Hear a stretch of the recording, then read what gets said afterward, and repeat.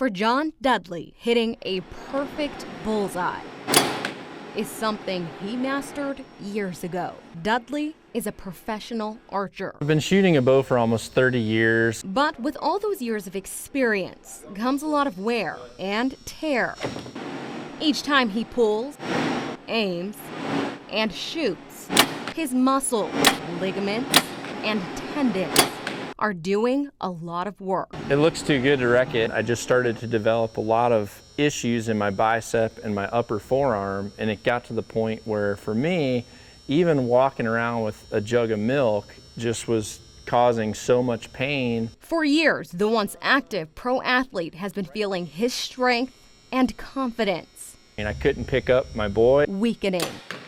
I was just like the average everyday person that's fighting something that's preventing me from things that I want to do in life, and I knew that down the road I was either going to have surgery to help fix it, hopefully, or continue to live with pain all my life. He's already had shoulder surgery, but his bicep still causing a lot of pain. Either I was going to shut up and deal with it, or I was going to find an alternative. So along came the idea of stem cell treatment. For me, I wanted to make sure that the stem cells weren't coming from something that I guess was outside of my ethics. I didn't want it to come from a baby. I didn't want it to come from something that had been aborted. We're not talking about embryonic stem cells that come from, the beginning embryo.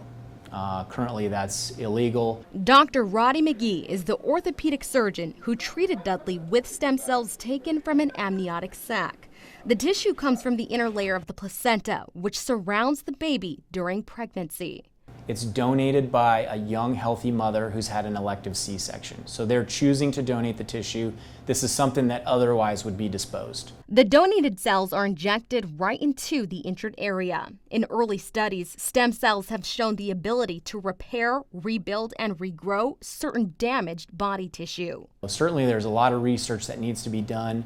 There are a lot of questions that need to be answered, but a lot of the early feedback is very positive. While the treatment is currently available to orthopedic surgeons, the U.S. Food and Drug Administration is currently discussing just how stem cell treatment should be categorized and regulated. If it's found to be a biological treatment using allograft tissue, then the FDA is okay with its present use.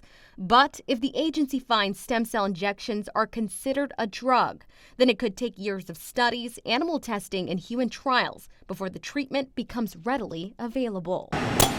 Dr. McGee says the FDA's decision will be groundbreaking. It's just we're at the point now where we need more research to be able to give patients solid data.